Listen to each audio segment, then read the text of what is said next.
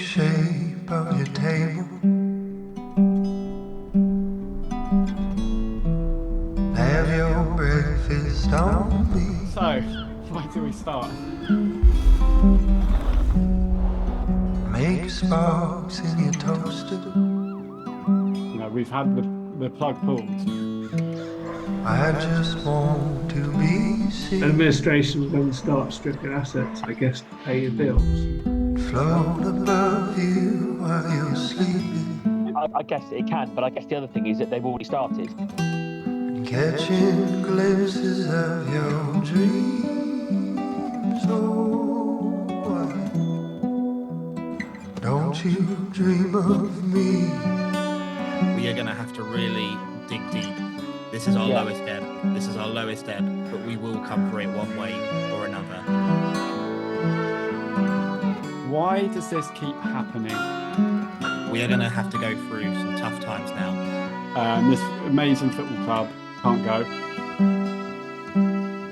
It's been the community for all of us for so long.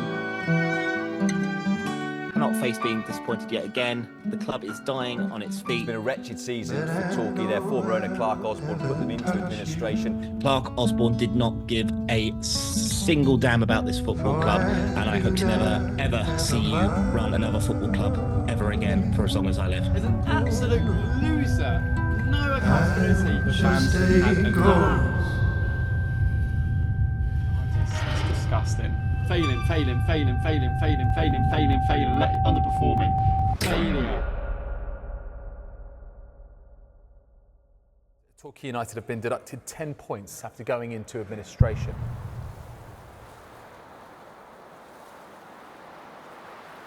Right, let's bring you some breaking news, and it's really good news for Torquay United fans because the club and the Brink consortium have completed its purchase of Torquay, which will see all tax debts, football and trade creditors paid in full, with around 600 Torquay fans owning the remaining 7% from historic share issues.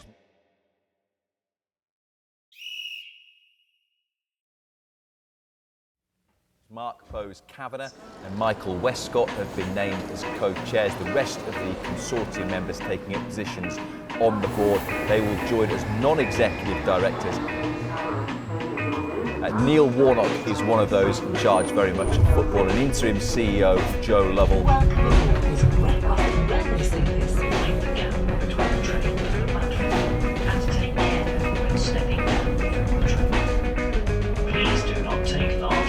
We probably need to rewind the clock 24 hours from the day I met Neil, which was the stages of bringing the consortium together. Mark Bowes-Kavanagh and I were very quickly turning our attention towards the one area that we weren't terribly familiar with, which is the football. And we both read online that Neil had just left Aberdeen. We jokingly said the previous evening, wouldn't it be amazing if Neil was available? And that was I think the Thursday evening. And I was up in London, my business is based up there. Anyway, the following mid-morning, I'd finished my meetings and thought, right, I'm going to get back down to Devon and take an earlier train. I was texting with Mark all morning about potentially how we could think about football and how we might be able to get hold of Neil. I'm sat in my seat as I am now, with my laptop open, probably doing a few emails. And then I look up and literally across the aisle, I saw what I thought initially looked like Neil with what I now know is Sharon, his wife, reading the papers. I'd just got on the train at Paddington. So I quickly got my phone out, Googled the latest photo of Neil just to make sure I wasn't going bonkers, and realised, oh my God, that's Neil. Ah. Then I heard his dulcet Yorkshire tones. Beautiful sky, isn't it? And I'm just looking at camera, aren't I, when I'm talking? Yeah. Before I leave this club, I've got to go and stand with the pop.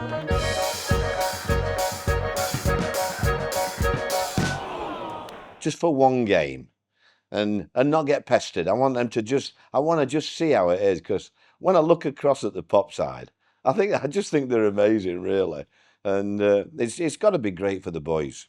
The first time around, actually, everybody thought I was an idiot to come to Torquay United because I was at Notts County and we were in the top flight and just got relegated. And then I'd fallen out of love with football the way I was treated at Notts County because I took them 2 divisions and up top. 2 Wembley appearances, 2 promotions. Notts on a small budget are in the big time. The chairman, Pavish, gave me the sack at Christmas, which wasn't deserved, really. Here you are, you're pictured in the local evening paper drinking champagne after you've been sacked. Now, is that relief or is it bravado? Well, everybody wanted me to look gloomy and do this and that. There's a lot worse things in the world than getting sacked from football. I turned Chelsea down and Sunderland. You could have been celebrating with champagne at Chelsea because you were offered a job there 18 months ago, big money. Do you regret turning that down now? The M25 was never for me. I was a bit cheap and I thought, do I want to carry on in football? And I come down to Torquay and I've got people like Darren Moore and Paul Trollope. Kevin Blackwell was there. He was in goals. Scotty, they were everybody. I got them together. They give everything, every tackle, header. And it was just like going back in time, and I loved every minute of it. And to stay up at Carlisle like we did just next to the last game of the season, you'd think we'd won the World Cup. The first thing I did was run to the back of the train in the vestibule there outside the Loos and like messaging with Mark going, you never believe who's on the train. Right, you know, life has told me that you've got a minute to make the first impression. A chap come up to us, I didn't know at the time it was Michael Westcott, and of course you think, well, what does he want? And he just said, look, I've got a group of lads that are with me and we're thinking of trying to buy Torquay United to keep them going. They're not in a good situation, but we don't know a lot about football. Would you consider helping us out on the football side? And without my mouth, it was like a ventriloquist. Sharon just said, yes, he will, he would, he'd love that. We always loved it at Torquay. He smiled. One of the first things he said to me is like, we loved our time at Torquay. We ended up talking all the way from London to Exeter, which is about 2 hours. It's so difficult when you retire. You know, I've had a few retirements, but to pack it all in all together and not have any involvement, it's strange. And so that was how it came about, really, just a chance. And that was the kind of the story of our serendipitous meeting on the train.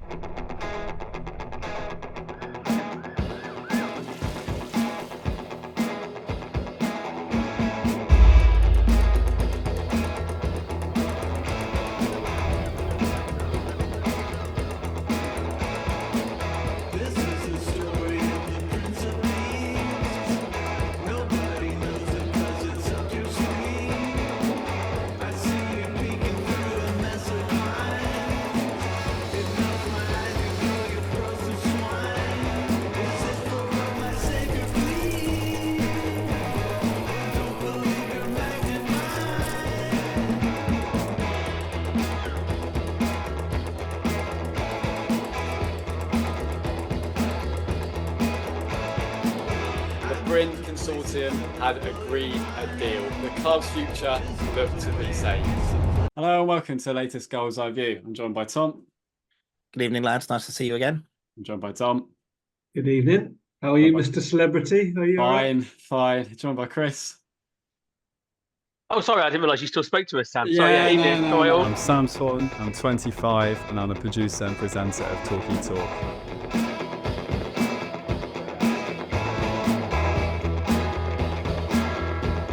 I was always going to be a Torquay United fan. It's just been like my whole community, my whole almost like purpose and personality, to be fair. Since a young age, I've just followed the football club and it just means so much to me. I do the sort of podcast more for like therapy, actually. I think that's what we started it for. So we could let it all out more than anything. But I also do commentary for BBC now as well. I just love football. I just love the game. I just love almost been slightly involved with the football club and the community and meeting people and just sort of having it as like an open platform for everyone, really. I love just being from, I'm not actually from Torquay. I'll say that again. I was from Leicester. I stand actually in Popside. I do love the view here, but I just like the atmosphere and the feel. Yeah. And if you're sat next to someone you don't like, you can just move. Away from football, also a musician as well. I was in a talkie-based band, the Kaisens. Got another band starting up, Polywas, again talkie-based. And I also do gaming. I'm known for that as well. Torquay United-based Football Manager series. We don't talk about what happened at Ashton Gate. But that goal at Ashton Gate, that will have to be one of my favourite memories, I'm afraid. But what happened afterwards was horrendous. It's just amazing how it sort of affects you, really. It just the wins that mean so much. But even just to go to a game with your mates, your family, it's just, there's nothing like it. It just takes over me. I remember playing Notts County a few years ago and won 5-1. I think Lemon Ivans made it 3-1. And I just sprinted down here. Like, that's the first time I ran for a long time. And it just takes on. It just takes over you, doesn't it? Football. It's weird. It's so important to have a football club. And this football club's just unique, isn't it? It's just something different about Torquay that sort of makes it stand out. Sort of, a seaside town, sort of an underdog story for so many years. Everyone knows Torquay United and has some form of respect for Torquay United. It's just one of those special football clubs that I'm so proud to support and sometimes represent as well. Yeah, just all the emotions coming through. That's what I'm all about.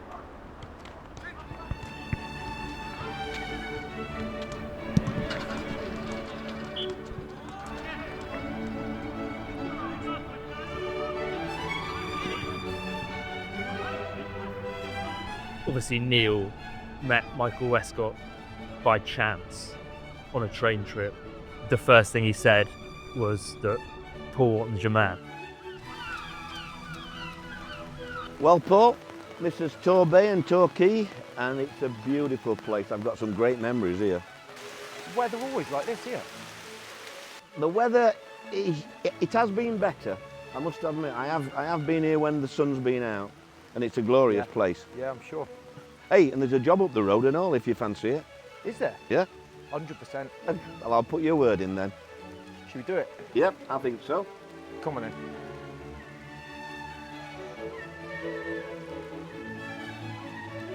He gets eyeballs on the club. Paul Watton's manager announcement, I think we calculated had over 5 million views because it's Neil sat in a deck chair. Neil and Paul have obviously got a close relationship. Well, I know Paul, he played for me at Plymouth, and it's great for me to help him at times with one or two chores that he has to do. I think Paul Watton on the pitch and Paul Watton off the pitch are two totally different people. Oh, God. Oh,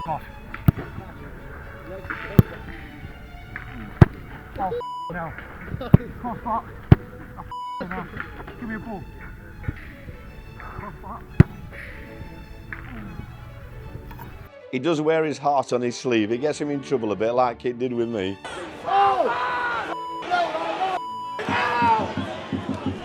Everyone sees him in front of Bristow's here. Ranting and raving, screaming at his players, getting them going. But you'd rather have somebody like that than somebody stood there not saying anything. And he's passionate off the pitch as well, but he's far, far more measured.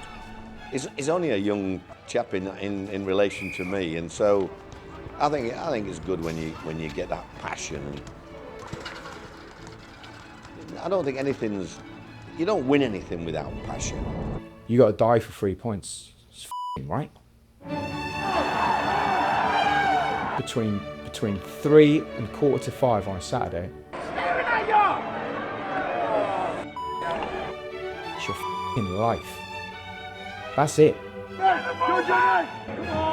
I've got kids, and my missus and people I love and people I care about. But from 3 till 4:45, there's only one thing on my mind, and that's winning a game of football. And Bailey! Can't take that long on the goal kick. You're going to speak to me or not? there's only one objective in football, it's win. I am tremendously passionate.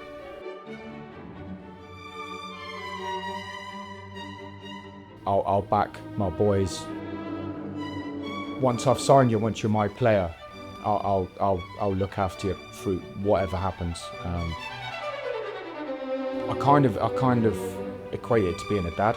It's like I can shout at my kids and I can tell my kids off, but if anyone else does it, it's not going to sit right with me. So a huge misconception about me is I'm always this, you know, ruthless, strong. I'm not. When it comes to football, I'm a big softie. Really, I'd do anything for anyone, and I do have empathy.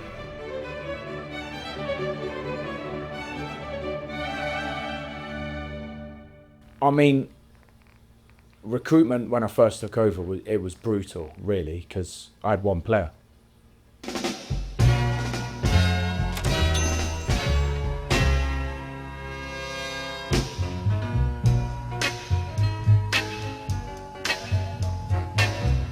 Some managers love that, you know, trying to get a deal and wheel a deal in and speaking to agents. I hate it. Time I'm missing being on the training ground and improving my players.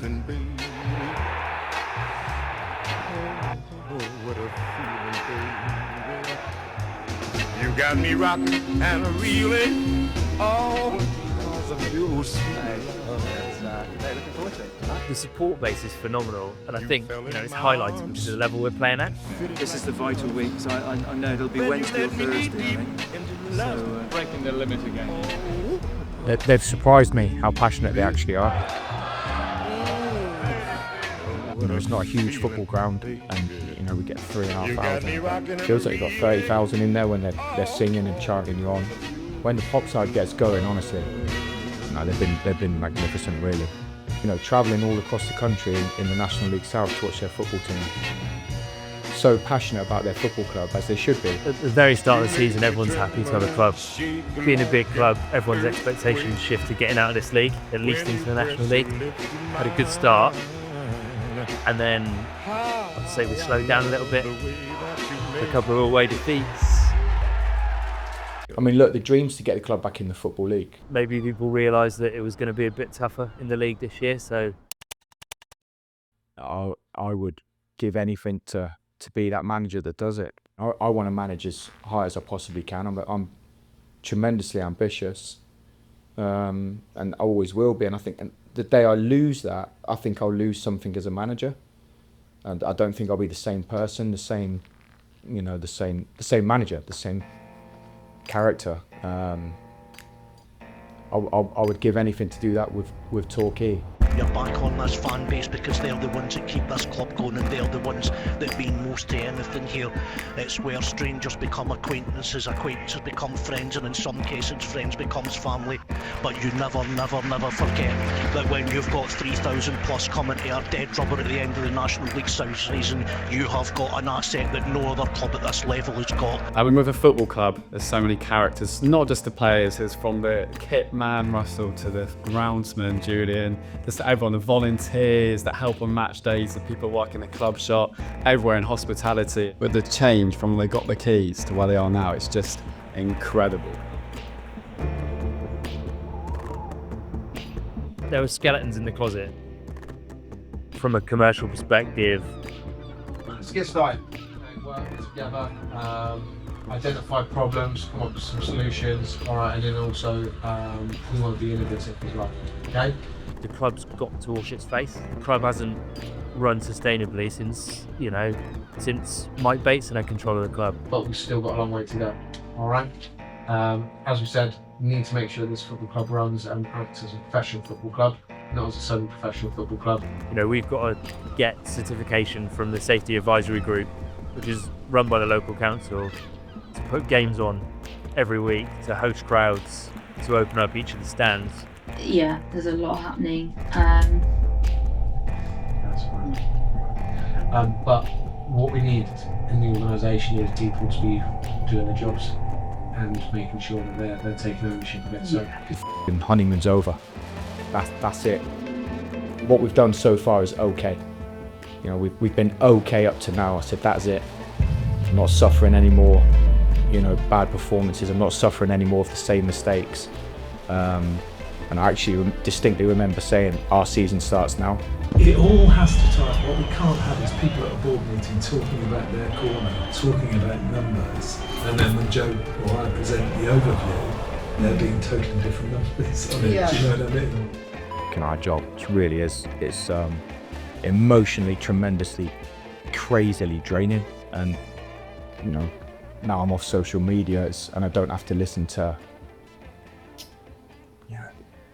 a very, very small minority. I'm talking a 1% minority, by the way, of negativity. And you know, it can be really hurtful. It can be brutal, but I can't sit here and moan about it because I'm the one looking at it. But I've learned to quash all that and not look at it. But how do you deal with the pressure? It's sometimes well, sometimes not well. You know what I mean? It's I'm not, you know, sometimes I'm not a nice person to be around. And the weekends I'm not proud of some of the way I act around my family. Taking the job home with me, I'm not proud of that at all. I'm learning to get better at it. It's not their fault, do you know what I mean? It's not fair. When you've won, they're the best day of the week. It's amazing. Everything's cool. When you've lost,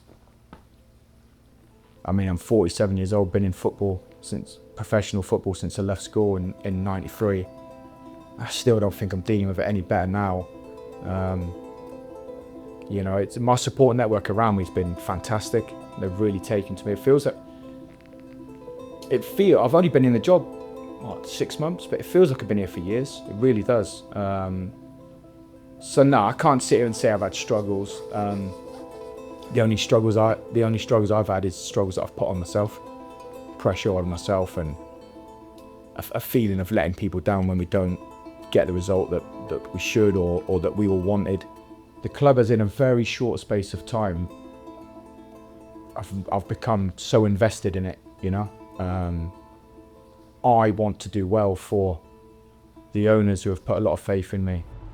Made any songs about Torquay United? No, well, working on one actually, if it's not a drum, but it's called it's like an acoustic song. For the fans who have been great with me. You know the Sunderland one, you've got that on the river, it was like an acoustic one. I've actually got it's not an acoustic project, there's one acoustic song I thought the other day. Right, okay. It's not going to be about Torquay United, but right, okay, what is going to be? Right, so let's get deep here for a minute. As a player, you go and have, or in my, you know, I'd go and have a couple of beers and I'd always think there's another game, I can sort that out. I nicked it from TikTok actually, but it's like the world needs you, and it's actually about, I got serious for a minute, it's about how we all need to be part of community, and even when we feel this shit. But as a manager, you just feel so responsible, you know, you feel like it's solely your fault. That's the way I feel when we lose a game. Even when we feel this shit, that we need to be part of something, does that make sense? So actually, when we come here, the world does need us. How do I cope? Because we all need our mates. Good mate of mine always says, keep your head down and keep swinging, you know, just keep moving forward. That's the vibe I'm going for. Football kicks you in the teeth sometimes, and it's going to be a long trip home. Bishop's Cleeve genuinely made me feel sick in my stomach. Yeah, that was a dark day. It was a dark